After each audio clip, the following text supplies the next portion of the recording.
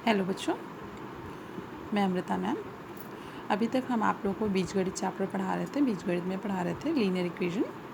अब आज हम आपको अंकगणित स्टार्ट करते हैं और पहला चैप्टर आपका है रैशनल नंबर्स, जिसे हम लोग परिमेय संख्याएं कहते हैं।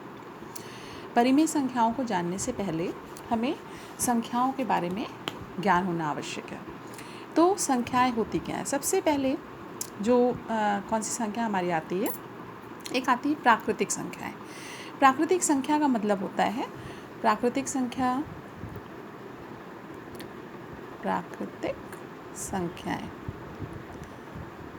इंग्लिश में इसको हम लोग नेचुरल नंबर कहते हैं, नेचुरल नंबर्स।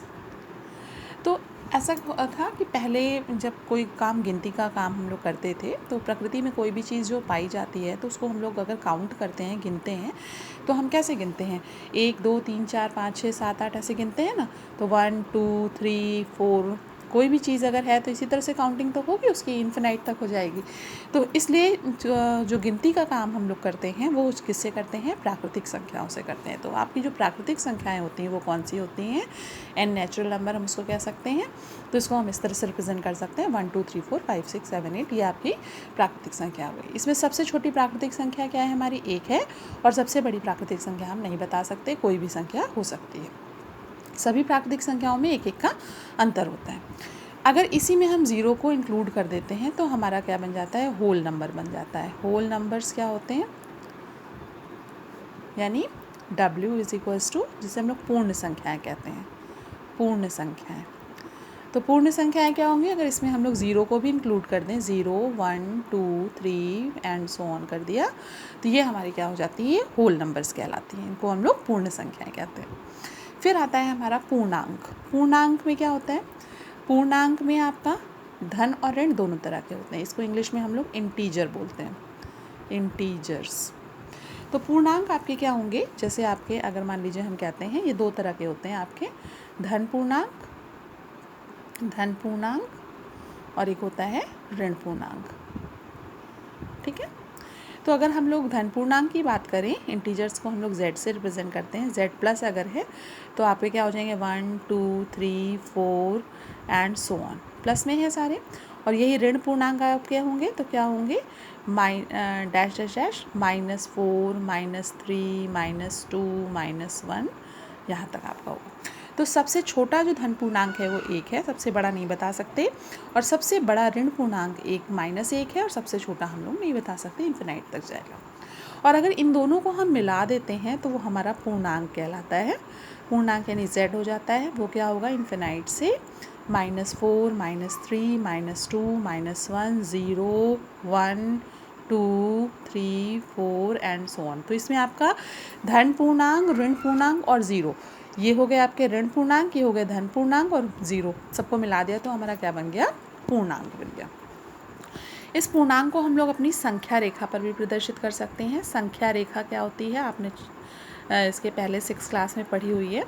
एक रेखा आपकी हम बना देते हैं और उसमें बराबर दूरी पे पॉइंट्स बना देते हैं, बीच में ज़ीरो होता है, इधर इक्वल डिस्टेंस पे पॉइंट्स आपके हो गए राइट साइड में, और ज़ीरो के लेफ़्ट साइड में इक्वल डिस्टेंस पे पॉइंट हो गए। तो देखिए राइट साइड में 1 2 3 4 5 एंड सो ऑन, इधर -1 -2 -3 -4 एंड सो ऑन। तो ये आपकी संख्या रेखा पर पूर्णांकों का प्रदर्शन है। ये पूर्णांक हमने प्रदर्शित किए। जो अंक दाईं ओर होता है वो बड़ा होता है, ये बड़े होते हैं, और ये आपके छोटे होते हैं। तो अगर हम लोग कोई भी दो अंकों की तुलना करते हैं, मान लीजिए -1 और 3 की तुलना करें, तो 3 राइट साइड में है इसलिए 3 बड़ा हो गया और -1 छोटा हो गया। तो 3 ग्रेटर देन, ये निशान जो होता है ये किसके लिए? जिधर की ओर मुँह खुला होता है वो बड़ा होता है, ये बड़ा और ये छोटा। ठीक है।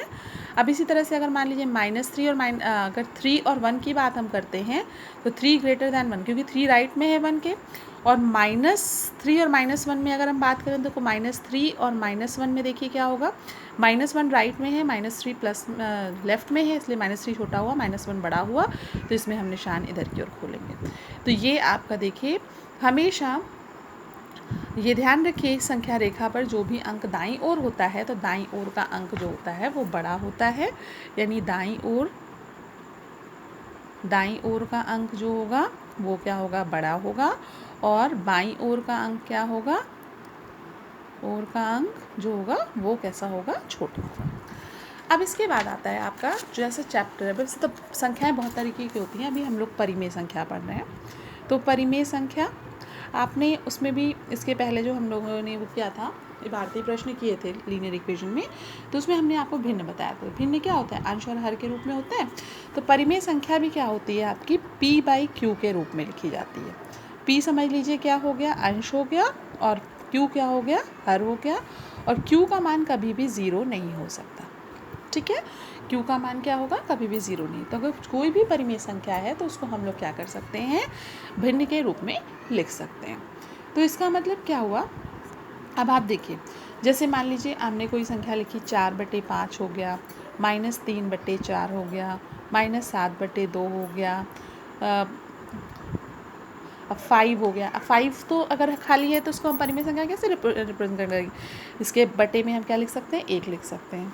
-10 लिखा हुआ है तो इसके बटे में भी हम क्या लिख सकते हैं, 1 लिख सकते हैं। 0 लिखा हुआ है तब भी उसके बटे में 1 लिख सकते हैं। तो जो भी अंक है, अगर बटे में कुछ नहीं है तो उसके बटे में क्या हो जाएगा, 1 हो जाएगा। ये सब हमारी क्या कहलाती हैं, परिमेय संख्याएं कहलाती हैं। ठीक है बच्चों, तो परिमेय संख्याओं के लिए परिमेय संख्या भी दो तरह की हो गई, एक धन परिमेय संख्या हो गई, एक ऋण परिमेय संख्या हो गई। अब आप ये देखिए कि अगर अंश और हर दोनों में एक जैसे चिन्ह है, जैसे मान लीजिए 4/5 है तो ऊपर भी प्लस में है, नीचे भी प्लस में है। अगर -4/-5 लिखा हुआ है तो ये माइनस माइनस कट जाएगा, वो क्या हो जाएगा, 4/5 आ जाएगा। अब मान लीजिए -4/5 लिखा हुआ है तो इसको हम लोग -4/5 लिखते हैं। मान लीजिए 4/-5 लिखा हुआ, अगर एक माइनस लगा हुआ है तो वो आपकी चाहे ऊपर लगाइए चाहे नीचे लगाइए वो एक बराबर ही होता है। तो कोई भी अगर मान लीजिए आपकी अंश भी, जैसे इसमें देखिए अंश का मान क्या है, ऋणात्मक है, और इसमें हर का मान ऋणात्मक है। अगर आपको अंश को धनात्मक करना है या हर को धनात्मक करना है तो किसी भी संख्या में मान लीजिए 4 को हम 1 से गुणा करें तो 4 आता है, मतलब 1 से गुणा करने पे कोई भी परिवर्तन नहीं होता है। उसी तरह से -4 को अगर धनात्मक बनाना है तो इसमें हमें किससे, -1 से गुणा करना पड़ेगा। कोई भी अगर ऋण पूर्णांक संख्या को आपको धन पूर्णांक बनाना है तो उसको हमें -1 से गुणा करना पड़ेगा। तो हम यहाँ नोट लिख सकते हैं क्या, कि ऋण पूर्णांक को धन पूर्णांक बनाने के लिए